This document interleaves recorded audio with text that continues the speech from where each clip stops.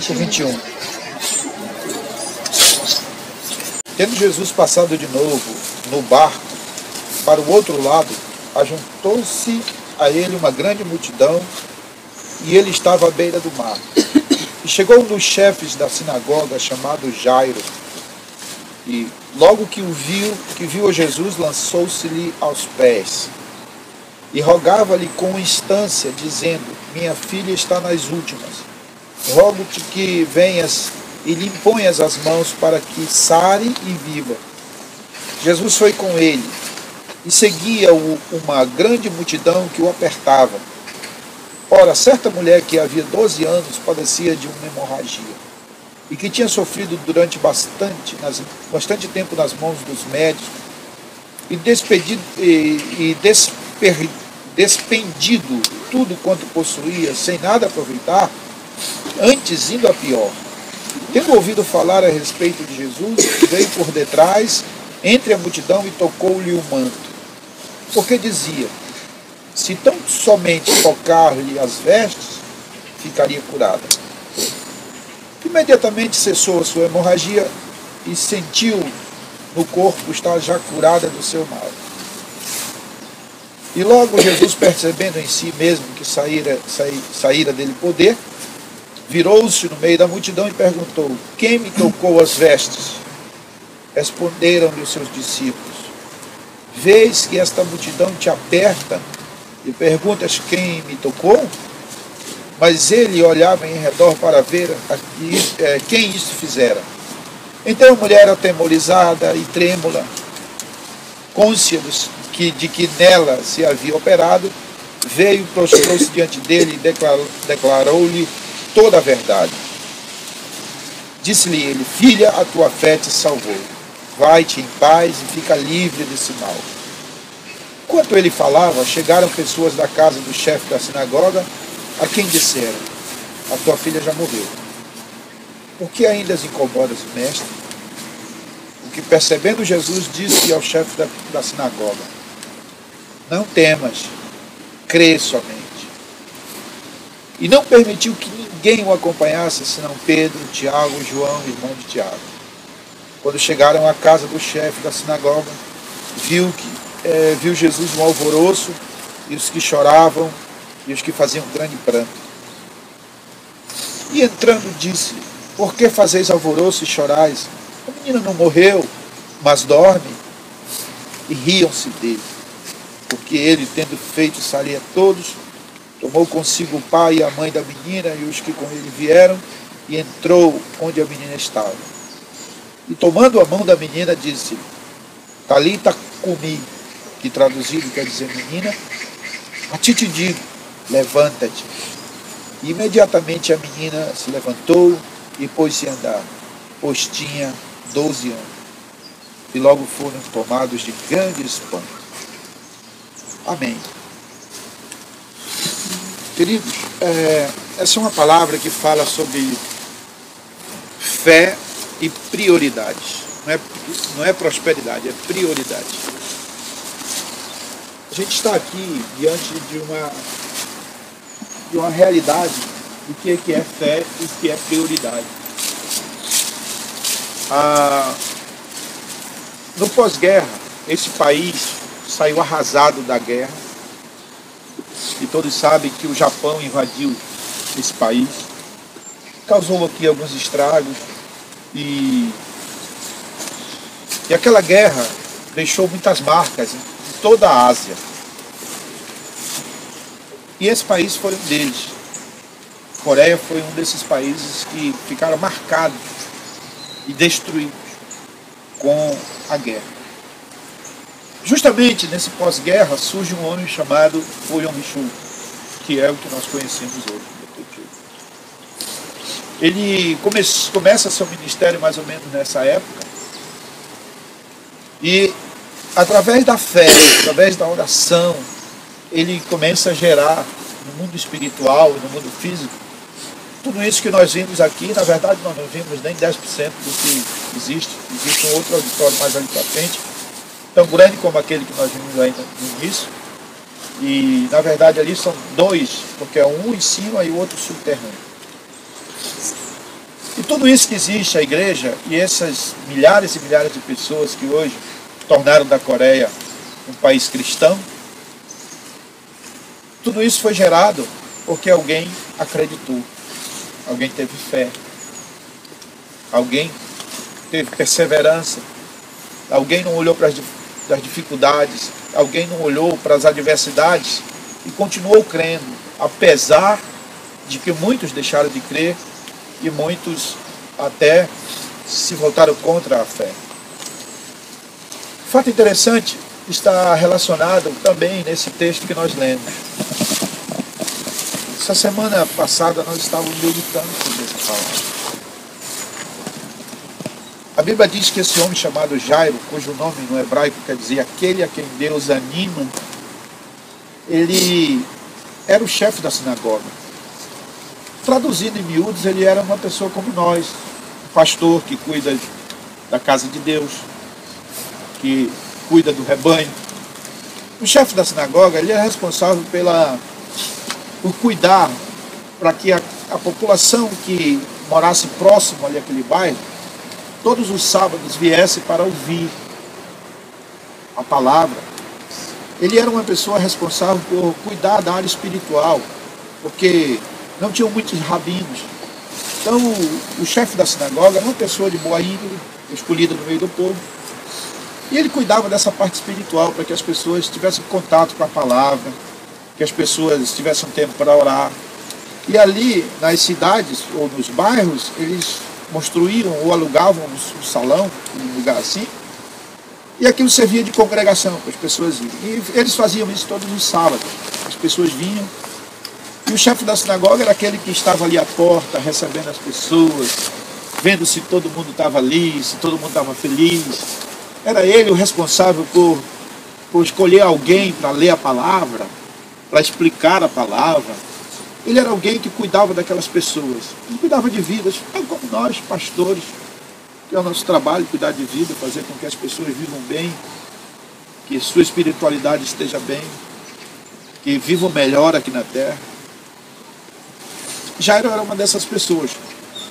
E a história de Jairo é uma história interessante, porque ele chegou um momento que toda a sua religiosidade, todo o seu trabalho, tudo aquilo que ele fazia para Deus, como nós também, chega um momento que nós colocamos tudo isso, às vezes, em xeque, quando nos falta alguma coisa. Quando nós passamos por um aperto muito grande, quando nós estamos diante de um desafio muito grande, a gente fica imaginando tudo isso. Quantos de nós já não passamos por apertos, por dificuldades, e a gente até chora diante de Deus, grita, resmunga, porque às vezes Deus está custando tanto a fazer um milagre na nossa vida. Por que às vezes Deus custa tanto quando a gente precisa tanto e a gente tem uma certa prioridade, a gente tem uma certa urgência naquilo que nós estamos querendo? Por que Deus às vezes faz a gente esperar? Por que Deus às vezes faz a gente gastar mais tempo? Não cabe a nós contestarmos isso, mas a gente tem muito a que aprender com essa história. Jairo certamente se viu numa situação difícil, porque a sua filha de 12 anos começou a ficar enferma, começou a adoecer. Uma adolescente, uma pequena jovem, que tinha todos os sonhos, já tinha passado pelo Baracá, já tinha recebido a sua festa, já estava quase que esperando alguém que seria o seu noivo, que iria proporcionar para ela um casamento, que iria ter um futuro. E de repente ela começa a adoecer, e Jairo ele vê que a sua filhinha já não estava tão bem como todos os dias. Ele não vê a sua pequena jovem já sorrindo por todos os dias. Ele viu que alguma coisa estava errada. E dia após dia, a coisa ia ficando pior. E quantas vezes talvez Jairo não orou pela sua filha e pediu: Deus, minha filha está enferma. O que está acontecendo, Pai? Cura minha filha. E cada dia ia ficando pior. Cada dia chega um momento que ela vai para o leito, ela vai para a cama, ela não consegue mais levantar. E Jairo se vê desesperado numa situação dessa. Talvez ele pede oração na igreja, talvez ele chora e diz: Deus, olha minha filha. Ele pede para os irmãos: orem pela minha filha está piorando, eu estou fazendo tudo que eu posso. E o que Jairo podia fazer era usar a sua espiritualidade, usar a sua liderança com a igreja, para tentar reverter o quadro de enfermidade na vida da sua filha, da sua casa. Talvez sua esposa desesperada. Pede oração das pessoas. Vamos orar mais, né? Como toda esposa dedicada, que é um homem de Deus, ela certamente o estava cobrindo em oração. Ela estava dizendo: vamos orar mais, talvez reunindo as irmãs da igreja, e vamos orar mais, porque nossa filha está enferma. Talvez vigílias foram feitas durante aqueles dias para tentar reverter o quadro, mas nada aconteceu. Nada. Ela foi ficando pior, e pior, e pior. Chega um momento que Jairo não sabe mais o que fazer. Jairo não tem mais para quem apelar. E aí nessa hora talvez chega alguém e diz assim: olha, tem um moço aí chamado Jesus, que ele ora nas pessoas, ele põe as mãos e as pessoas ficam curadas. Várias pessoas já foram curadas e ele tem poder para fazer isso. Mas Jairo era o chefe da sinagoga judaica. É difícil. Para a gente era muito fácil crer em Jesus, vai lá e se ajoelha, mas para Jairo não. O que eu vou fazer isso? Era tipo mais ou menos assim uma experiência, um exemplo muito esdrúxulo, mas era como se pedisse para um de nós ir lá frequentar um bruxo, pedir a oração de um bruxo para que ele viesse à nossa casa fazer alguma coisa. Eles não reconheciam Jesus, eles não aceitavam aquele Galileu fazendo aquilo. E cada vez mais o judaísmo se fechava, né, se blindava dessas coisas. Mas Jairo agora estava num dilema: o que eu faço? Ou eu corro atrás desse homem chamado Jesus, ou não tem mais jeito para mim. Ou minha filha vai morrer. E o que fazer nessa hora? E aí eu imagino que Jairo fica sabendo que Jesus tinha viajado. Jesus não estava ali. Jesus tinha viajado, estava para o outro lado do mar da Galileia. E Jairo disse: eu vou atrás dele. Certamente Jairo põe aquela sua veste de linho fino. Porque numa versão mais antiga na Bíblia dizia que Jairo era rico. Certamente ele põe aquela roupa de linho fino, aquela sua veste branca, e ele vai até Jesus. E quando ele vai chegando ali em Cafarnaum, mais ou menos, Jesus estava voltando no barco. E quando Jesus viu a multidão que estava esperando, ele para ali na praia mesmo, ele começa a ensinar as pessoas, faz um culto ali na praia. E as pessoas todas talvez estão ali em pé na praia, e Jairo surge com aquela sua roupa branca no meio da multidão, aquele líder da sinagoga que todos conheciam. Ele era conhecido daqueles que frequentavam a sua sinagoga. E Jairo rompe do meio da multidão e vai até Jesus e se ajoelha. A Bíblia diz claramente que Jairo se prostrou aos pés de Jesus. Jairo se ajoelha naquela areia suja, naquela areia talvez molhada, e as suas roupas ficam todas marcadas com sujo, mas Jairo estava olhando para aquilo. Talvez aquelas pessoas que estavam ali estavam olhando: o chefe da sinagoga aqui. Quantas vezes lá na sinagoga foi pregado contra esse Jesus, e agora o chefe da sinagoga vem aqui e se ajoelha diante dele. Que negócio é esse? E Jairo se prostra ali aos pés de Jesus, e ele levanta os olhos e diz assim: Senhor, minha filha está enferma. Só Marcos e Mateus que diz a versão que ela estava enferma, porque os outros dizem que ela já tinha morrido. E o que eu vejo com isso? Todos nós sabemos, quando a gente estuda os evangelhos, a gente sabe que os evangelhos foram escritos em épocas diferentes, por pessoas diferentes. Eles não se combinaram: vamos fazer aqui uma mesa quadrangular e vamos escreveu o Evangelho. Eles escreveram em época diferente, em lugares diferentes, eles não estavam juntos quando escreveram. E segundo cada um deles, eles escreveram de acordo com aquilo que eles viam no momento. Se a gente for pedir para vocês fazerem um relato do que a gente viu aqui, cada um viu uma coisa. No final, tem coisas que eu não vi, que ele viu, que o outro não viu. Agora, o interessante, irmão, é que para algumas pessoas, algumas coisas não são interessantes, e para outras são. Talvez, para alguns dos escritores, tinha mais gente, ela já tinha morrido mesmo, então vamos escrever que ela já estava bem mal mesmo, já tinha morrido. Talvez ela já estava com morte cerebral, então já morreu. Para algumas pessoas, uma pessoa que tem morte cerebral já morreu. Mas para outras não. Para outras ainda tem esperança. Então quando eu olho para Marcos, eu vejo assim, que talvez ela já tivesse morrido mesmo. Mas Marcos diz assim, mas ele estava diante de Jesus. Para Jesus não existe nada que ele não possa fazer. Amém. Então ela não estava morta. E Jairo diz, minha filha está enferma. Está à morte, mas não está morta. E eu quero que tu vá lá e ore por ela. E a Bíblia diz que imediatamente Jesus encerra o culto. Ele para o culto e vamos lá. E ele vai embora e a multidão vai junto com ele. Então Jairo tenta apressar o passo, porque é a filha dele. Não era filha de uma irmã da igreja, que às vezes a gente ora e tudo, mas agora a coisa era com ele. Então vamos apressar o passo, Jesus. Vamos mais rápido. No meio do caminho, irmão, Jesus para e vamos fazer mais um culto aqui, vamos dar mais uma palavra. E Jesus está pregando, irmão. Muita gente. E daqui a pouco Jesus para e diz assim, opa, para um pouquinho aí. Alguém me tocou aqui. Eu senti que alguém me tocou.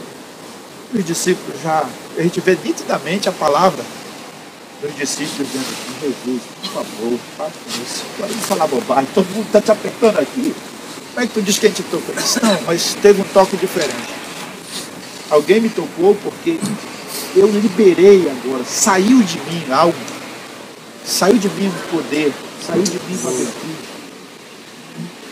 Vamos lá, quem me tocou? Quem recebeu isso?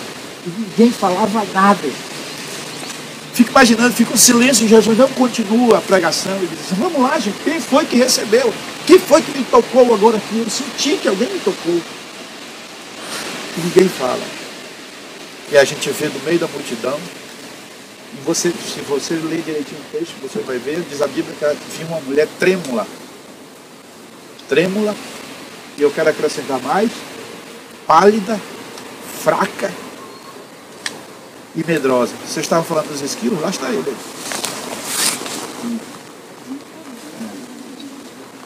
E ela olha para Jesus, talvez com a cabeça baixa, ela rompe no meio da multidão e se prostra também. Igualzinho Jairo. Ela se prostra diante de Jesus e diz, foi eu que te toquei. E ela, Jesus disse assim, então fala, dona. Foi que houve. E ela conta a história dela. Imagine que aquele culto para, todo mundo fica olhando, e ela começa a narrar a história dela. Ela diz, Senhor, a minha história começa 12 anos atrás. Como toda mulher que tem seu fluxo menstrual, que vem todos os meses, eu pensei que talvez fosse só aquilo que eu estava acostumado a acontecer comigo. Mas passou uma semana, 2, e não parou. E eu tentei. Fui no médico, e o médico disse, não, isso aí vai passar, isso aí deve ter acontecido alguma coisa, mas isso aí vai melhorar. E passou a terceira semana, passou o mês, 2, 3, e não parava o sangramento. E eu usei todo o recurso que eu tinha. E aí a gente se pergunta, irmão, será que aquela mulher tinha muito dinheiro? Não sei. Mas eu sei de uma coisa. É que quando a gente está com problema, a gente faz qualquer coisa para se ver livre de Deus. Quando a gente está com alguma dor, meu irmão, isso muda o rumo da nossa vida a gente faz qualquer coisa para se livrar de um problema, de uma dor, de alguma coisa que nos incomoda. A gente gasta tudo que a gente tem. A gente não quer saber disso. E essa mulher, vendo o tempo passar, ela investe tudo, ela gasta tudo. E chega um momento que ela não tem mais nada. Ela não tem o que gastar. E aí só tem duas coisas. Uma é pedir para morrer. E outra, se acostumar com aquela dor. Se acostumar com aquela situação. Porque não tinha jeito. E aquela mulher disse para Jesus, imaginou. E aí Jesus ouviu falar que você curava as pessoas. E eu saí da minha casa, mas antes de eu sair eu pensei, eu não posso sair e andar sozinha na rua. Eu sou uma mulher. E segundo o costume judaico, uma mulher não pode sair andando sozinha na rua. Ela tinha que estar acompanhada do marido. Ou do filho mais velho. Certamente, talvez essa mulher não tinha mais marido. Ou não tinha, talvez, um filho mais velho para ir com ela. Então eu não posso, segundo o costume, eu não posso sair por aí. Eu não posso sair às ruas assim. Mas ela rompe esse bloqueio. O segundo bloqueio, irmão, era o bloqueio espiritual. Moral espiritual da época. Por quê? Porque, segundo a lei, dizia o seguinte, que toda mulher, quando estivesse no seu fluxo menstrual, ela não podia ir para a igreja e não podia tocar em ninguém. Porque se ela tocasse em alguém, essa pessoa se tornava imunda. Segundo o costume judaico, a mulher, quando estivesse nos seus dias de menstruação, ela estava imunda. Então ela não podia tocar em ninguém. E ela disse, se eu tão somente tocar nas vestes dele, eu não quero nem tocar no corpo dele, eu só quero tocar nas vestes. Se você notar, é a mesma conotação, por exemplo, o judeu não podia tocar num corpo morto, porque ele se contaminava. Por quê, irmãos? Porque o sagrado é muito parecido com o profano. O sagrado é aquilo que nós não podemos tocar para não contaminar o sagrado. E o profano é aquilo que nós não podemos tocar para não sermos contaminados. Então, se aquela mulher diz assim, eu nesse momento estou imunda, estou profana.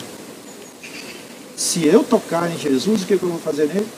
Eu vou contaminá-lo. Se eu tocar no homem, eu vou contaminá-lo.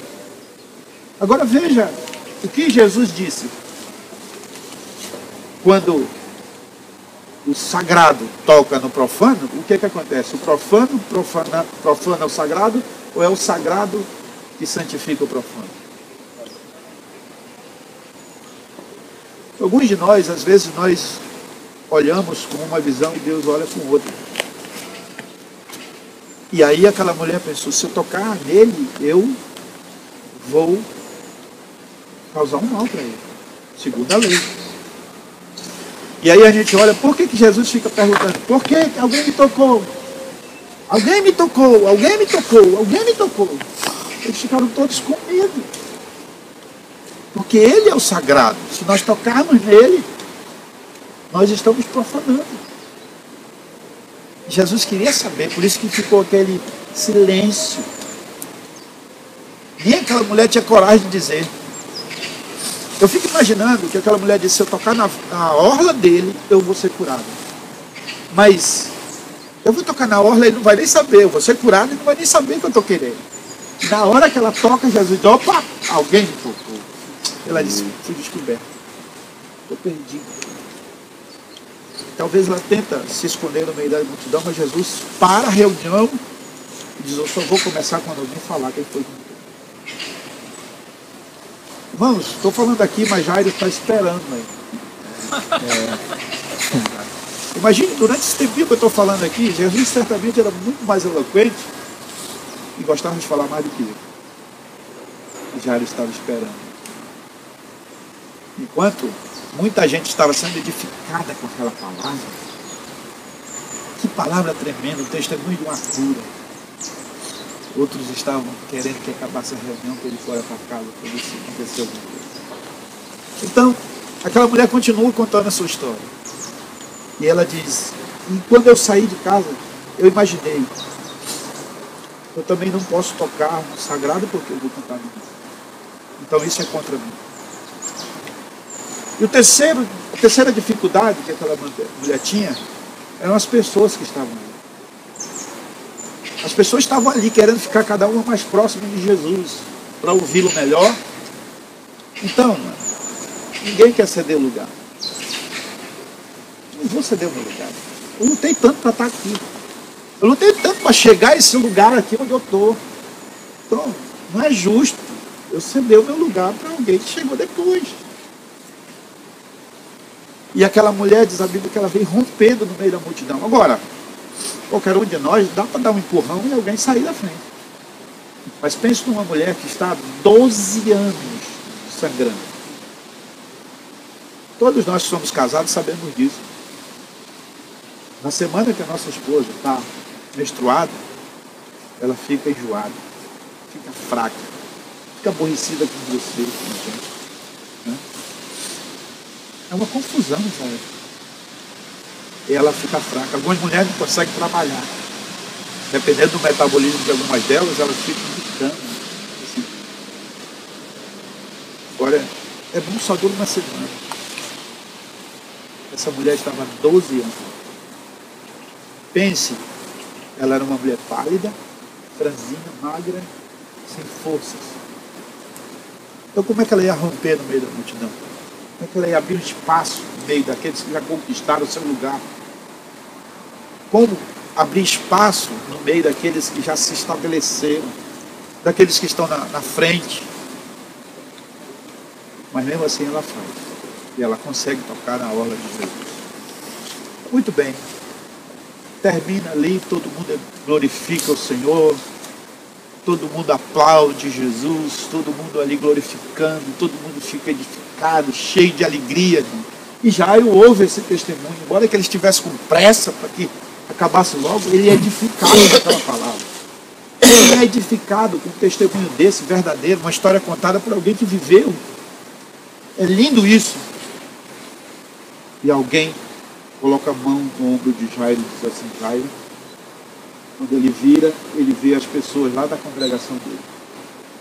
Ele vê aquelas pessoas que ele deixou na casa dele orando pela sua filha. E as pessoas dizem assim, Jairo, não precisa mais dele. Não incomodes mais esse mestre, porque a tua filha já morreu. Já morreu. Meu irmão, como é que isso soou nos ouvidos de Jairo? Sabe, eu aprendo uma coisa, e é bom que a gente aprenda isso, porque a nossa caminhada a gente vai viver eternamente com isso. Aprenda uma coisa, que a mesma velocidade, como tem gente para ajudar na nossa fé, para elevar a nossa fé, para fazer a gente crescer, na mesma velocidade tem gente para fazer a gente cair, para derrubar, para acabar com a nossa fé, para acabar com a nossa alegria, para acabar com o nosso entusiasmo, é a mesma velocidade. Então nós vivemos nessa luta diária, crendo e descrendo, levantando e alguém tentando derrubar. É a gente acreditando e alguém chegando e destruindo a nossa fé. É a mesma velocidade, a vida inteira. E alguém chega com Jairo e diz que não precisa mais dele. Como embora. E como o nome Jairo significa aquele a quem Deus anima, todos nós somos um pouco de Jairo. Porque chega uma hora que não tem jeito, a gente se queda à incredulidade, a gente se queda ao desânimo, a gente se queda à negatividade das pessoas, da nossa própria congregação, e a gente às vezes tende a acreditar como elas acreditam, a gente tende a pensar como eles pensam, a gente tende a fazer o que eles fazem. E é talvez numa hora dessa que Jairo baixa a cabeça e vai se virando para voltar para sua casa, do outro lado do ombro de Jairo uma mão colocada. E Jairo olha para ver que mão era aquela, era Jesus. Jesus fala assim para ele, Jairo, a aquele a quem Deus anima. Fique animado. Continue acreditando. Quando todos não acreditarem mais, Jairo, você precisa continuar acreditando. Quando eu olho para isso aqui, irmãos, dá vontade de chorar. Porque quantas pessoas não lutaram por isso aqui? Quantos não foram diante de pô, bicho, isso era loucura. Você está louco? Como é que você vai investir o dinheiro da igreja numa mata daquela? Porque agora a gente está vendo tudo isso, mas quando ele comprou isso aqui era uma mata fechada. Como que você vai pegar o dinheiro da igreja, o dinheiro, os dízimos da igreja, e vai comprar uma mata daquela ali? Você é louco. Talvez na reunião todos foram contra. Quantas pessoas não pararam de dar o dízimo na igreja por causa que foi um bicho que quis comprar isso aqui? Quantas pessoas não ficaram na porta da igreja comentando umas com as outras? Quantas ofertas não foram roubadas de Deus por causa do sonho de alguém? Eu fico às vezes imaginando, irmãos, as lutas que a gente leva na igreja, para casa, nas coisas de Deus. Quantas pessoas talvez não chegaram com Jairo e disseram assim, está vendo aí, Jairo? Tua filha está morrendo, você é o líder da igreja. Cadê o teu Deus, Jairo? Talvez aquele vizinho diz assim, Jairo, o teu Deus, a tua filha, e aí? Será que vale a pena, Jairo, tu ficar fazendo vigília aí? Será que vale a pena, Jairo, tu ficar aí todos os sábados tentando mudar a vida dessas pessoas, trazer espiritualidade para as pessoas? Agora, é a tua vida, Jairo. E o teu Deus contigo, o que ele faz? Quantas pessoas, amados, não veem assim para acabar com a vida da gente, acabar com a nossa fé, acabar com a nossa esperança? Quantas vezes você diz assim, eu vou lá na Coreia, vou tentar ver alguma coisa, vou ver o que Deus quer falar comigo? Algumas pessoas dizem assim, vai gastar o dinheiro da igreja. Quantas pessoas dizem assim, por que tu vai em um lugar desse? Quando você diz assim, eu gostaria de ir em Israel, as pessoas dizem assim, vai gastar o dinheiro da igreja. Mas não sabe que você precisa ser edificado também. Que você também precisa ser tratado, que você precisa ser ministrado também. As pessoas querem que a gente faça tudo por ele. Quer que chegue domingo na igreja, você esteja com a tua espiritualidade a 100% e que dê uma palavra que vos faça ficar fortes. Quer que todo mundo cante um louvor, que seja uma bênção. As pessoas sempre querem mais. É isso que elas querem sempre na vida. Eu fico imaginando, às vezes, quantas pessoas não fizeram aquilo com Jairo. Mas é nessa hora que Jesus toca no seu ombro, que Jesus pega no meu ombro e diz assim, eu sou aquele que te anima. Amém. Eu sou aquele que te consola. Quando ninguém mais acreditar, continue acreditando. Eu quero voltar um pouco sobre esse nome Jairo. Quando os pais de Jairo, quando Jairo estava para nascer, e os pais, na cultura judaica, eles escolhem o nome bem antes do filho nascer. E quando eles vão escolher o nome do filho, eles não vão olhar o nome dos artistas da televisão. Eles não olham aquelas pessoas que estão em influência na época. Eles olham para o futuro. E dizem assim, eu quero que esse menino, essa menina seja algo que ele vai representar. Porque o nome dele vai estar inserido no caráter dele. Então quando o pai de Jairo colocou o nome, disse assim, o seu nome será aquele que Deus vai consolar.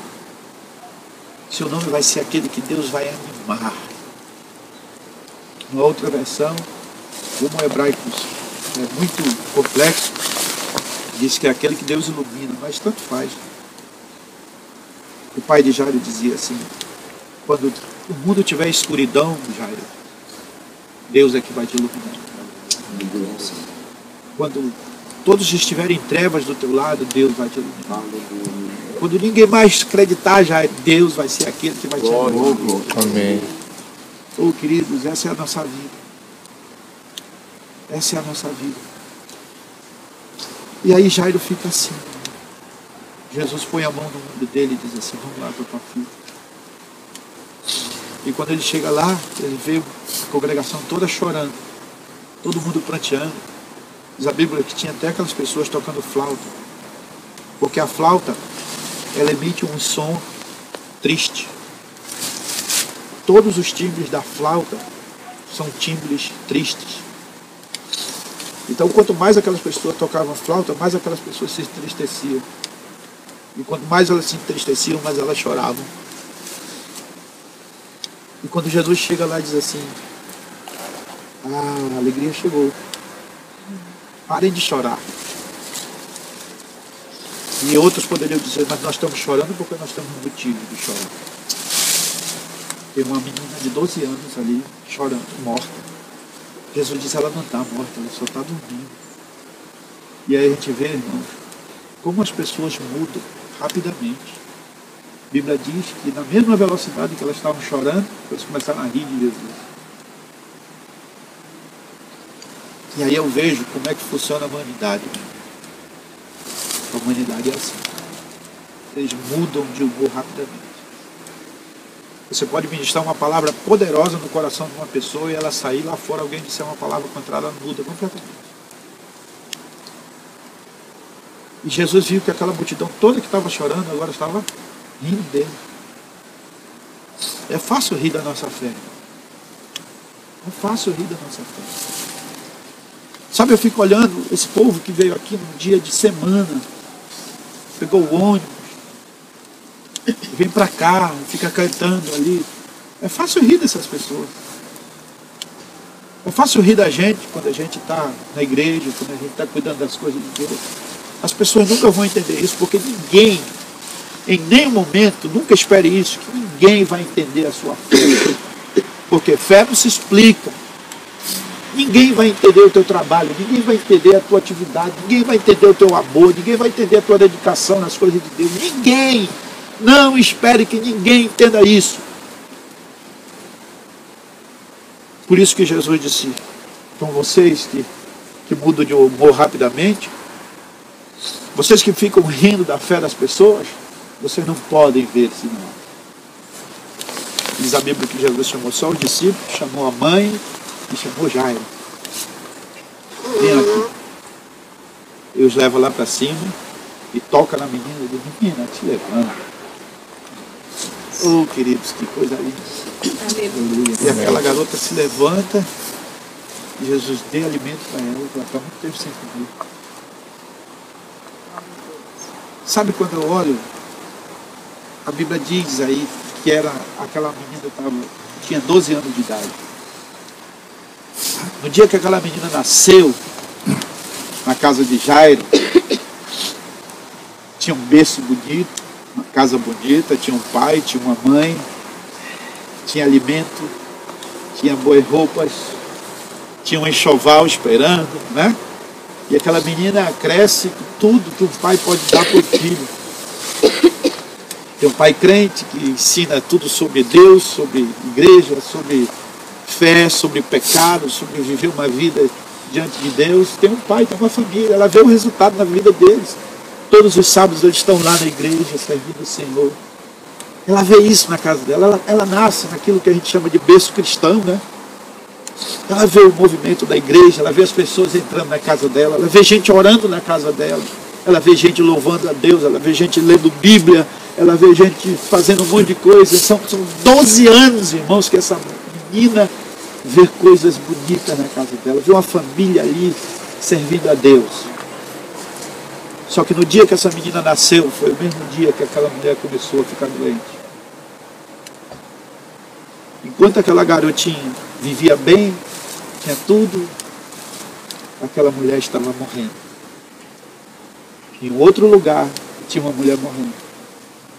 Tinha uma mulher ficando fraca. Enquanto os pais investiam naquela garotinha, aquela mulher estava gastando tudo que ela tinha para tentar ter saúde, para tentar ter felicidade de novo. Eu fico imaginando, irmão, como não foi a vida dessa mulher.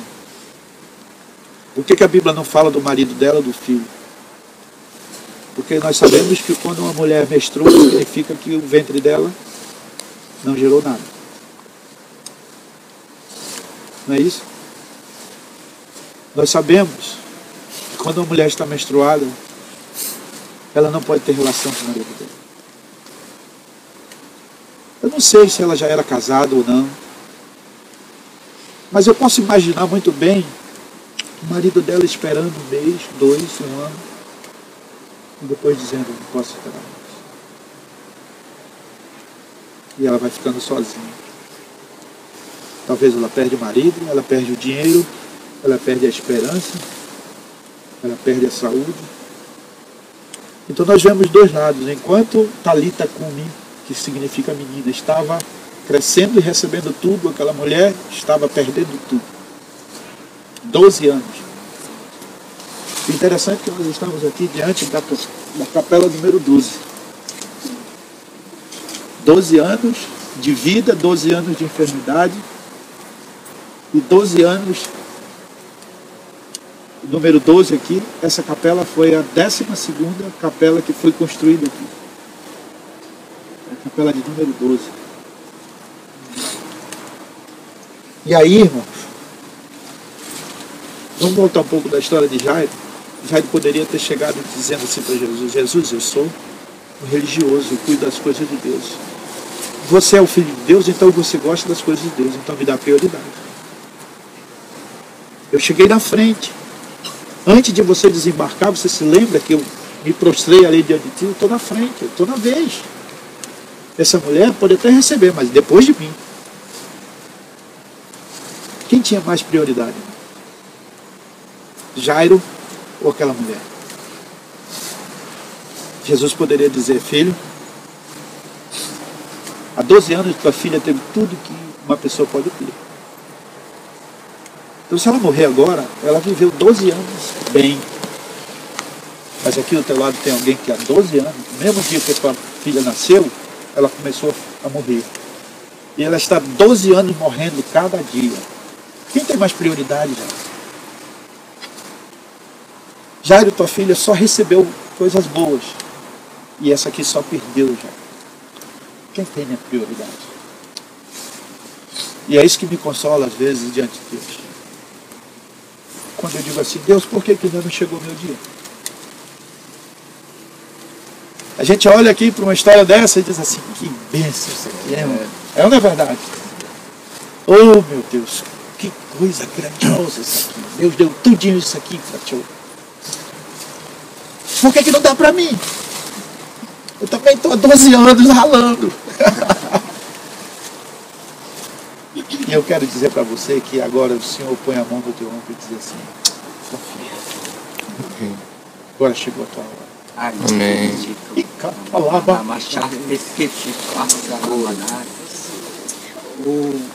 Eu recebo, Senhor.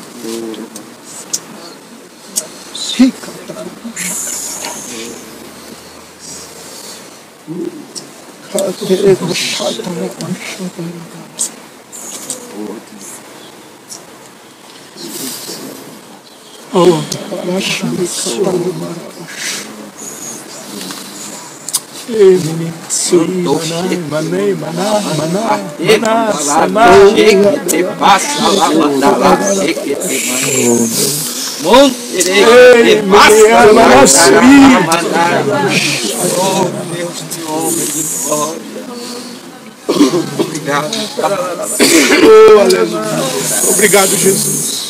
Obrigado. Queremos dizer para ti, Senhor, que continuamos crendo, Senhor. Continuamos acreditando, Senhor. Queremos continuar fazendo, Senhor, a tua obra. Porque sabemos, ó Deus, que está chegando a nossa hora, Senhor. Está chegando o nosso tempo, Senhor. Está chegando o avivamento na nossa vida, Senhor. Eu quero profetizar agora, Senhor, que está chegando o avivamento na vida desses homens, dessas mulheres. Está chegando o avivamento na nossa casa. Está chegando o avivamento, Senhor Deus, na nossa congregação.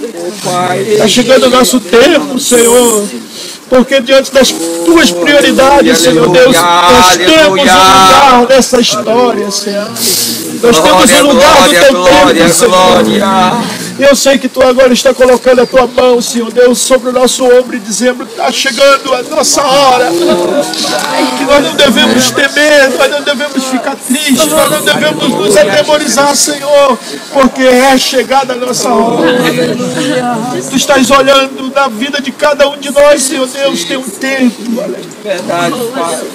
Oh, Jesus, Pai, que é o tempo de romper.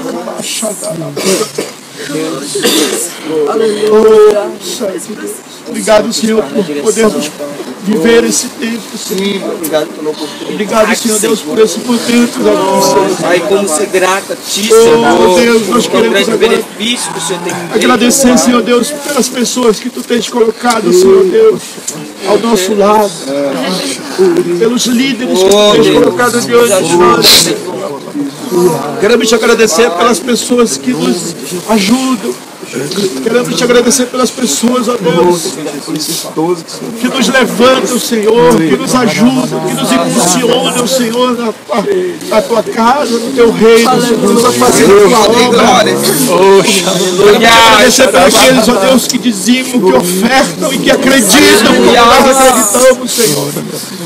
Mas queremos te agradecer também, Senhor Deus, pelos aqueles que se levantam contra, pelos aqueles que se levantam, Senhor Deus, porque eles fazem a gente acreditar mais e mais. Porque eles são para nós, ó Deus, como um modelo de dizer que vale a pena acreditar, Senhor. Quando ninguém mais crê, quando ninguém mais acredita, nós queremos acreditar. E nós queremos, Senhor Deus, ver o teu milagre. E chegou o tempo do nosso milagre. Chegou o tempo, Senhor Deus. Vamos fazer o milagre acontecer na nossa vida. Vamos fazer o teu milagre acontecer na terra de Nihon. Vamos fazer acontecer naqueles brasileiros que vivem ali, em todos os japoneses, em todos os lugares, Senhor Deus. Tu vais fazer o teu milagre. E nós cremos nisso, Senhor, porque sabemos que Tu és um Deus de prioridades, mas Tu és um Deus que não deixa passar nada diante de Ti. E todos aqueles que Te buscam serão recompensados. Todos aqueles que Te adoram, Senhor Deus, receberão a porção, Senhor. E nós louvamos pela vida desses homens de Deus que estão aqui. Essas mulheres, verdade. É um lugar, Senhor Deus, que faz a gente acreditar, faz a gente aumentar a nossa fé, faz a gente dizer: vale a pena continuar, vale a pena tentar, vale a pena gastar o nosso tempo nas coisas que Te agradam, Senhor. Oh Deus, obrigado por tudo, Senhor. Nós Te louvamos, Senhor, no nome de Jesus Cristo. Amém. Amém. Amém. Glória a Deus.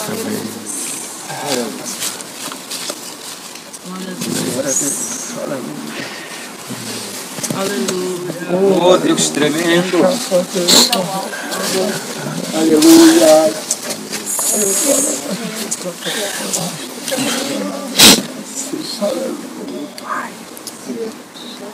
Aleluia.